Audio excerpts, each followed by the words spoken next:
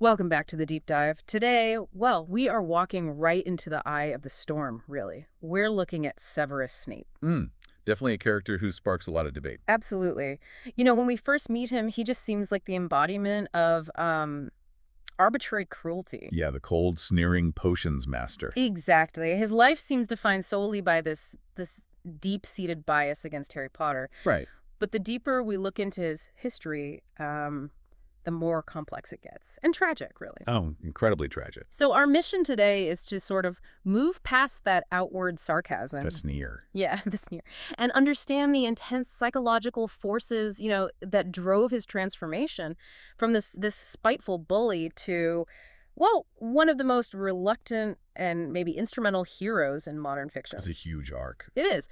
We're digging for those core nuggets of insight that explain his lifelong struggle between bitterness, duty, and true enduring loyalty. And to really grasp the adult Snape, you absolutely have to start right at the beginning. Because the foundation for all his pain, it was laid in trauma. It's fascinating how clearly those early circumstances seem to determine his whole emotional path. And what were those circumstances? Our analysis points to a pretty specific background. Born to an abusive muggle father and a witch mother, growing up poor, and, well, profoundly neglected in Spinner's End. This wasn't just like being poor. It was an environment of emotional and physical volatility. Exactly. Yeah. And that kind of persistent early trauma, it creates this deep well of insecurity. Abandonment issues, too. Okay. And the key psychological insight here is, well, you can't show that vulnerability, can you? No, especially not there. So what do? You build a massive, thick shield. Yeah. Defense mechanisms. And Snape's shield, it was built from harshness, cutting sarcasm, emotional detachment. So the cruelty wasn't just random then, it was strategic. Pretty much, yeah. A tool for survival almost. He pushed the world away with these verbal assaults and this coldness to make sure no one could get close enough to hurt that vulnerable core he was hiding. Precisely. His sarcasm wasn't just mean. It was a way of controlling the social dynamic. How so? Well, if he insulted you first, Right. he sort of preemptively neutralized any threat you might pose. Ah. This bitterness, it was necessary armor for a kid who felt totally powerless. But amidst all that darkness, there was one really powerful mitigating factor. Lily Evans. Lily Evans, yeah. She was the one cracking that armor, wasn't she? Definitely. She represented his only true source of, positive belonging, his true escape into the magic world that otherwise must have felt pretty hostile. She was the single humanizing force in his life, yeah. Yeah. But that lifeline, well, it was tragically short-lived, especially once they got to Hogwarts. Right, which brings us to the Hogwarts years. The moment he's sorted into Slytherin, and he immediately starts gravitating toward the dark arts. He was kind of setting himself on a collision course from day one. He sought belonging in power, didn't he? In dark knowledge. It seemed like he was rejecting the light that Lily offered. And this chosen identity, the dark academic, it was constantly reinforced by external conflict. Oh, yeah. We can't overlook the systemic bullying he endured. That relentless harassment by James Potter and Sirius Black. Terrible. It just cemented his identity as the isolated victim. It validated his belief that the world, particularly the privileged light side, was inherently against him. And this constant antagonism, it must have driven him further towards the Death Eaters later on. It likely contributed, yeah. But the real critical fracture point, it wasn't actually the bullying, was it? No. It was the moment he turned his hostility inward, sort of, and aimed it at Lily. The mudblood incident. Exactly, the moment he called her a mudblood. The sources describe this as the end of their friendship, but psychologically. Yeah.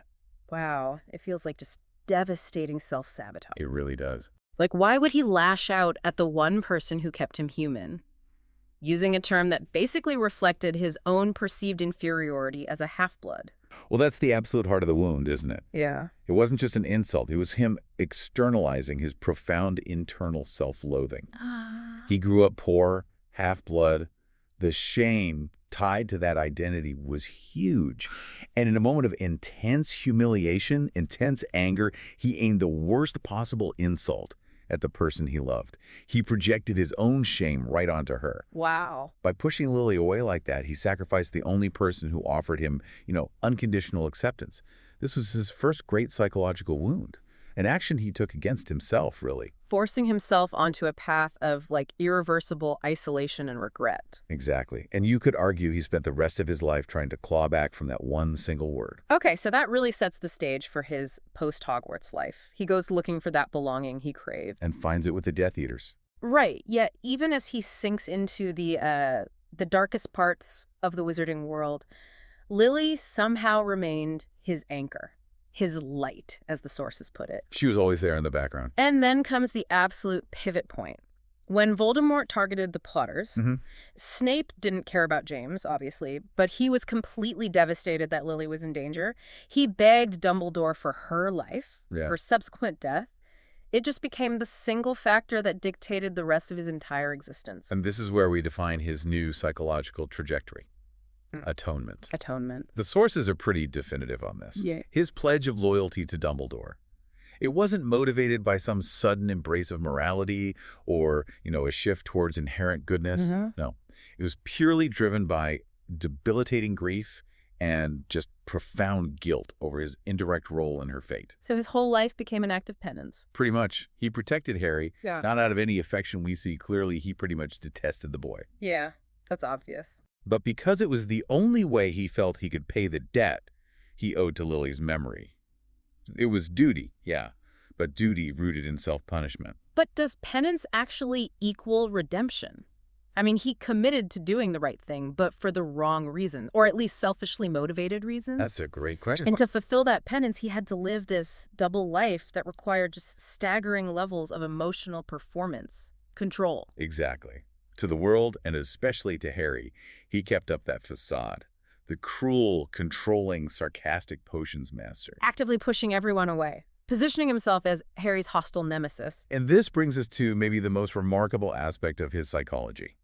Compartmentalization. Right. To successfully operate as a spy for the Order while being utterly trusted by the Dark Lord. That requires maintaining two completely mutually exclusive identities at the same time. It's more than just lying, isn't it? Oh, much more. It's a profound psychological state where you have to repress your true self entirely and just embody the mask. Wow. Think about the emotional toll of that. Incredible. He had to convey genuine loyalty to Voldemort, the person responsible for the death of the only person he ever loved. Unbelievable. He had to convince the Dark Lord of his malice, even when he was performing acts of kindness secretly. For the Order, this demanded emotional repression so extreme that he essentially had to bury the real Severus Snape deep, deep down. And this leads to that inner tension, that torment that just defined his character. How could he possibly maintain that level of, hatred for Harry James's son, the living reminder of his rival, while simultaneously risking everything, literally his life, to protect him as Lily's son? Isn't that conflict just ultimately unsustainable? It was agonizing, clearly. Yeah. And that conflict is exactly what makes him so compelling. Okay. The hatred for Harry, you could argue, was his functional mask. It kept the Order suspicious enough. It kept Voldemort trusting. Right. And maybe, just maybe, it allowed him to express some of the bitterness that was still a core part of his personality. He could be cruel in the classroom, vent that frustration. And still fulfill his duty behind the scenes. Exactly. His actions were this constant moral tightrope walk. Protecting Harry was the absolute objective, the final atonement. Right. While the continuous cruelty was the required emotional performance that allowed him to survive his espionage. It's the very definition of a necessary contradiction. So he finally reached the brutal conclusion of his arc in the Deathly Hallows. Yeah. In his final moments, we see his true role revealed. Unwavering loyalty to Dumbledore. Motivated entirely by Lily's love. Yes. And his instrumental contribution to Voldemort's defeat. It all comes out. His death, though, at Nagini's Fangs, that's perhaps the most tragic component. He died misunderstood, despised by almost everyone. Yet quietly, desperately heroic. Yeah. His story really is the definitive portrait of hidden heroism. Redemption achieved entirely through sacrifice, not through recognition. He didn't get the credit while he lived. Not at all. He carried the burden of being hated so that others could live. He completed his mission, knowing his legacy would probably be one of villainy, until the very, very last moment. And that is why Harry's final honor, naming his son Albus Severus Potter, and calling Snape the bravest man I ever knew, it's so powerful, isn't it? It's the final validation. It finally acknowledges that the actions, driven by this lifelong duty and guilt, ultimately outweighed the bitterness and the cruel facade he was forced to wear. So when we step back and synthesize these major psychological themes, distilled from this remarkable character, what are the lasting takeaways about the human psyche? I think we can pull out 4 enduring insights, really. Okay. First, trauma and defense mechanisms. Right. Snape shows us that early abuse doesn't just breed bitterness. It can also breed a fierce, albeit twisted, resilience. Right. Resilience that can be channeled into immense dedication, even if that dedication is, rooted in self-punishment. Okay, what's second? Love and obsession.